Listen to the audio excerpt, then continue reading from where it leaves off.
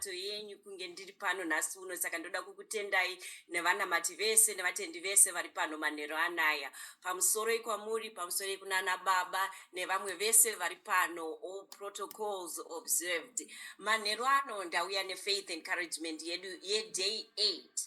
Hameno kune vamwe, asi kuti Satani panenge pachifarwa pachinakidzwa anenge achida kuita ma-attacks ekuti vanhu tisatende tisabvume. Saka by yesterday ndakanga ndakuzwa kuti zvandakuzwa kuneta, ndikati you know what, tiri kuita zvakanaka ndosaka vanhu tiri kunzwa kuneta. Saka ndoda kuti musanete vadikani, nekuti iye zvinezvi takaungana takasangana tiri pamwe chete, saka tiri kukurudzirana uye we are one. Saka Satani haana dhoo rekuti apinde pane umwe noumwe wedu. Saka dai tazoramba tichinamata, tichifara, tichinamatirana, imi muchindinamatira neniwo ndichikunamatirai. Nhasi uno ndati nditaure story real quick yemapere maviri, the two wolves. Vamwe venyu makamboinzwa story iyo yema two wolves kana kuti mapere maviri.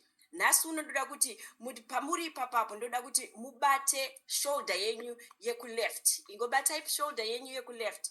Nekuti mapere aya ndoda kuti remember story iyoyo muchiti pane bere riri kuleft koita bere riri kuright.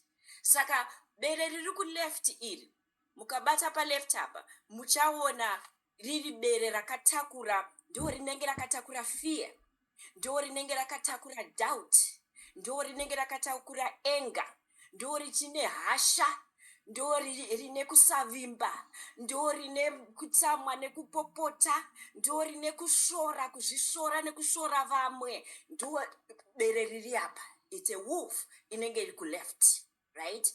Tochibata kuright. Kuright kune rimwe bere vadikani. Bere iri riri peaceful. Bere iri riri determined to trust kuti Mwari nezvandiri kuenda nazvo right now paupenyu hwangu ndoziva kuti munemi. Bere rekuright rine runyararo, rine mufaro, rine restfulness, peacefulness in just trusting. Nekuti handi musi wese wamunoona tichitamba tichidzana.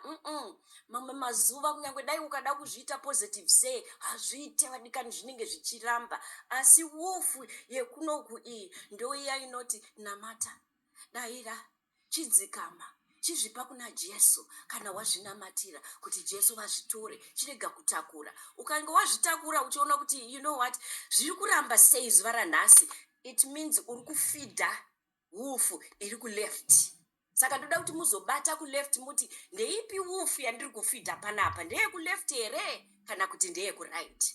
Mabvira pamwe ari kutikurudzira nekutipa mazwi nemashoko ari kunzwa nevafundisi ekuti tifidhe bere riri kuright, ekuti tifidhe wolf inenge iri kuright kwedu. Inonzi story ye2 wolves, but ndaichinja kuti itifitire isusu kuti ndizobata nditi hey, ndeipi wolf yandiri kufidha, ndeye kuleft. Ndoichinja sei? Ngandinamatei, ngandichinjei mafungiro angu, ngandiwanei shamwari yekunamata nayo kuti ndibve kuleft ndiende kuright. Saka I hope kuti encouragement yanhasi ichakubatsirai kuti tisazokanganwa zviri kuitika pano, nekuti pane zvakawanda zvatiri kudzidziswa. Izvi zvinoita futi nemabhizinesi amuchanzwa achitaurwa nazvo nezvanhasi, kuti uri kuda kuzotya here kuitawo bhizinesi kana uri munhu webhizinesi, kana kuti uchavimba kuti zvako zvinoshanda. Ndiwo faith encouragement yedu yanhasi day 8. Ndini wenyu Dr. Stem.